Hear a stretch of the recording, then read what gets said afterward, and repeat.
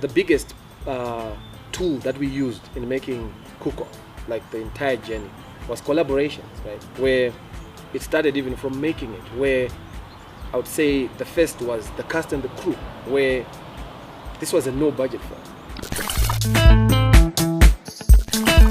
Welcome to the call-in. Today we've got a very special episode. We've got Joe Njangu, who is releasing a new film on Netflix. Congratulations on that. Thank you, Njagu. And it releases on the 1st of June. Yes, on Monday. Wow. And it's the first show ever in Zimbabwe to feature on Netflix, which is a milestone. Yeah. How was that journey to get it onto Netflix? A long one. I guess with anything, in our camp, like we decided, okay, let's begin this journey with the end in mind. Where do we want to get, right? I'm not gonna lie and say we plan to say, oh, let's make a film and make sure it gets on Netflix. No, but we consciously decided, like, I remember having a conversation with Thomas Brickell, who's the writer and the director of Cook Off, and saying, okay, where do we want to take this? Where do we want to go with this, right? And agreeing that let's push this as far as it can. And for us, Cook Off was special in that it was an example of what we had been trying to do for a very long time. Myself and Thomas, like, talking about collaboration. Like, dude, we should collaborate, right? Because personally, I believe that collaboration is the key to get the industry going. Or the community, I don't even like to call it an industry, to get the community going until it becomes an industry, right? So for us, knowing where Zimbabwe stands, living on the world map of film, it's not even in the conversation, right? We're nobodies, right? And we knew that, right, when we were doing this. And the whole journey, from start to completion, right? When we finished making the film, we knew, okay, let's start attacking film festivals, the big film festivals around the world, right? And because that's the normal film journey, right, for any big film out there. And we were fortunate to get into International Film Festival Rotterdam, where it became like, that was Cook Off's first journey, like on, I would call it like a world platform, where we had a world premiere in the Netherlands. And that really helped to propel us, like, to the next festival, in the next festival. It kind of like snowballed from there, from one to another. So it saw us going to over 15 different festivals around the world, and luckily scooping a bunch of awards along the way. So that gave the film weight, where even pitching to distributors, to agents, it's a whole different conversation than to say, oh, I've got this film from Zimbabwe and that's it. But here you're saying, oh, we've got this film. It had its world premiere in Netherlands at Rotterdam. It had its African premiere at Durban. It had its American premiere at Seattle. It was a PAF. So you have weight to it. Like, if someone hears, oh, it premiered at Rotterdam, and people knowing how prestigious Rotterdam is, you're given an ear, if I could call it that. So that was conscious of us to know that, you know what, let's push it as much as we can out there. And also appreciating that, like, if we speak of Netflix and all these other big distributors, there's a certain level of quality that they want to be on their platforms. And the biggest tool that we used in making Cook Off, like the entire journey, was collaborations, right? Where it started even from making it, where I would say the first was the cast and the crew, where this was a no budget film. There was no budget when we made Cook Off. And the cast and crew agreed to come on board and follow the vision over a deferred payment system. To say, guys, we don't have money, but we want to do this, we want to make this and push this. We had MMX rentals coming in, giving us all the gear, and that takes away the whole chunk of the budget on the spreadsheet, right? You had Area 46, Joseph Bunga, coming in with his studios. Like, I think almost 80% of the film is shot in the real Battle of the Chefs stage, right? And that takes away a chunk, right? So and you have Eddie Wenera giving us sets and all that cast. Like so, it's all a bunch of people coming together to collaborate, and then we get to the next phase where we had even a new co-producer come on board, Zoe Flood, right? And that propelled the film. Like it's the appreciation of knowing, okay, we need to keep on making this film better and better and better and better. And coming in with Quite Bright Films from Kenya that did the last bit of the post-production, from color grading, even recutting the film to make it shorter. Ryan Correa, who's like a music composer, film composer, coming in on board. So it's like this whole different elements of people where it's not one person, it's not me, it's not Tom, it's a whole bunch of people that came together to make sure that we got to that level where we were like confident to say, you know what, Netflix, we've got this thing. So, all right, two important things that I picked up from what you said. Collaboration makes the dream work. Yes. No film works on an island of just one person. It's a community. It's a team. It's hundreds of people coming together to make one final finished product. Yes. I think people should really appreciate when credits roll at the end of the film. Pay respect. Like pay respect. I get pissed off if we're watching a film, even at home, and then credits starts rolling and there's someone switches off. I get pissed off. I'm like, hey. I know general audience. They don't care. Yeah. But as a filmmaker, like, you should really take the time to be like, guys. Yeah. You know, like even like you. That's when you get to appreciate like some of the different departments that are there. You know. And then the other thing that you mentioned was like the number of festivals we did. Yeah. I think it's fun to note that this film actually came out in 2017. 3 years ago. 3 years ago. Yeah. So it's been a journey of festivals for the last 2.5 years. 2.5 years. Yeah. To a point whereby you're now releasing it on Netflix. Yeah.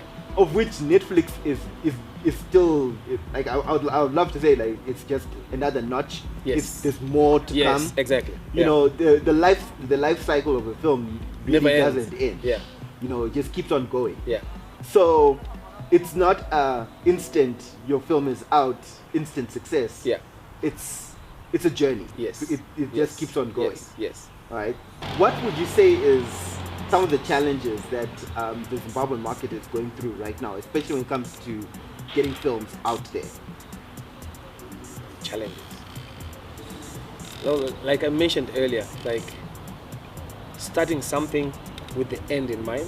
That's one of the biggest mistakes a lot of people make, where they just make something and then they're like, oh, how am I going to sell it, right? Film, like, there's different audiences, right? Like, you should know your target audience when you're shooting, like to know, okay, I'm making this film it's a local film for Zimbabweans only, or it's a film I'm trying to take to Africa, or it's a film I'm trying to take international. So by just mentioning that, like if I say, oh, I'm just making a film for the local market, right? Like I remember, I think 2010, we made a film called Lobola, right? And deliberately knew that we're doing this for Zimbabwe, for the local market. Like we had no mistake, right? And when the moment I identify my audience, right, it allows me to figure out which platforms my audience consumes, right, films. So this was a time when those Nigerian Nollywood films were big and DVDs were a thing, right? So that was how people were consuming films, right? So when we made it, we knew that, okay, we're not going to any festival with this, straight to DVD, and pushed it. I think we pushed over 100,000 DVDs in a space of 3 months, because we knew that, okay, this is what we're aiming for, this is the market we're going for. Straight to DVD and TV, boom, that's it. Because there's different things. So someone could even make a film specifically to say, okay, I just want to hit the festival circuit for that, like for that purpose only. Like I don't want a return on investment. I just want to take it out to festivals for personal recognition, right? And then someone could be like, I want this to be a box office hit. I want this to be for cinema. So the moment you are mentioning and identifying and appreciating where you want to go with it, like if you're saying, oh, I want this to be box office, the way you're going to shoot it is definitely going to be different, because if it's going to go on the big screen, there's a certain quality, there's a certain standard, you get what I mean? So people need to identify like where you want to go with something first in the beginning, like, okay, this is for, because the moment you just say this is for, there's certain rules, regulations, and stuff that comes into what you're trying to do, and barrier you, like to stop you or to allow you to get to that process. So for the local market, the biggest challenge is that we don't have an industry. Like, there's no film industry in Zimbabwe, right? I'm in a position where I'm saying I'm trying to help create one, to turn, because if that's why I call it a film community, is that we're just passion driven people, like, who are pushing, right? But if we're saying industry, there has to be the passion and there has to be commerce to it. Money has to exchange. Someone has to get employed properly and get paid. So we're only getting to that point.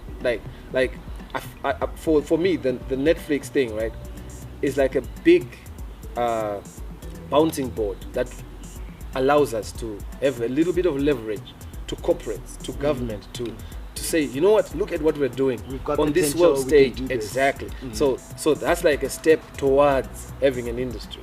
So we don't have an industry. Like, so we can talk about how do you distribute films and whatnot, but the thing we need to do now, like, is to come together and see what's the best way, what's the Zimbabwean way of us to make films. Are there structures that are coming into place for that to actually happen? Like, I know we could say there's been stuff like BAS. Some people have tried to create organizations like the Cinema Association of Zimbabwe and all sorts.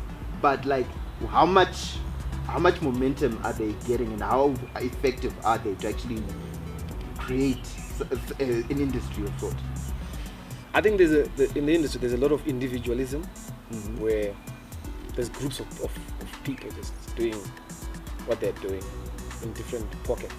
Like, you can have young upcoming filmmakers doing their own thing. You can have the old timers from back in the day doing their own thing.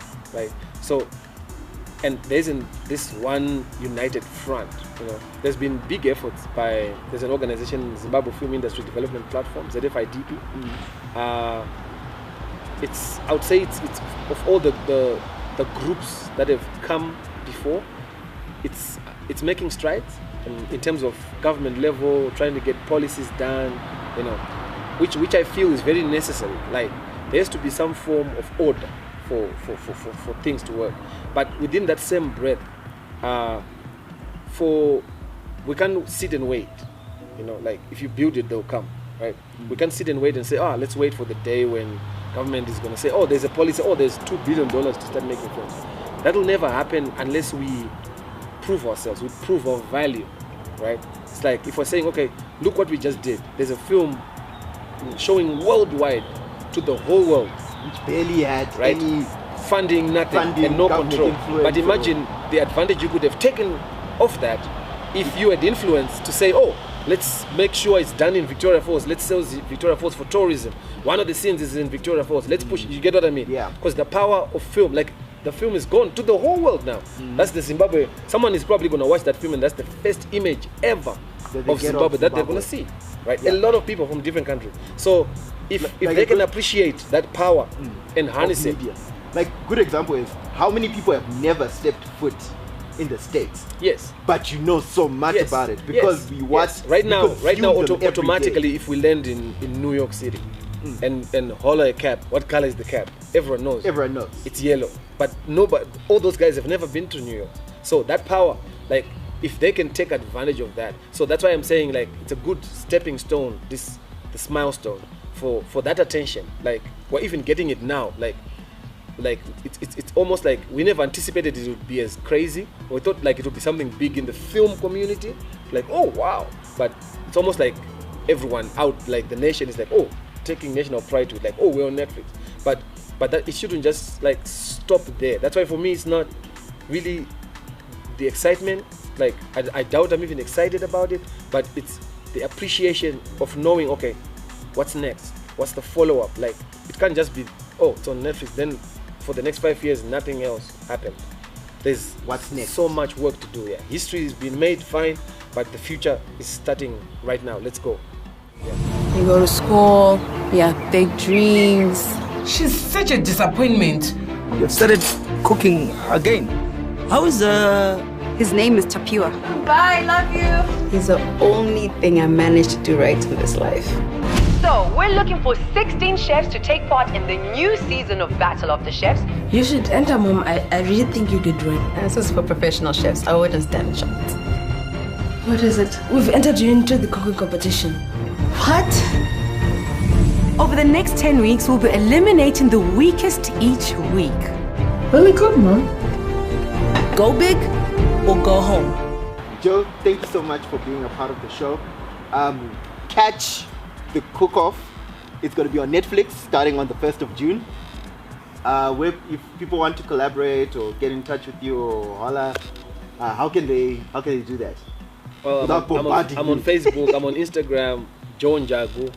Yeah, I think all my handles are my name, just Joe Njangu. Yeah. Alright, so we look forward to the next thing. And to the audience, thank you so much for tuning in. Like and subscribe, and we'll see you on the next one. Bye.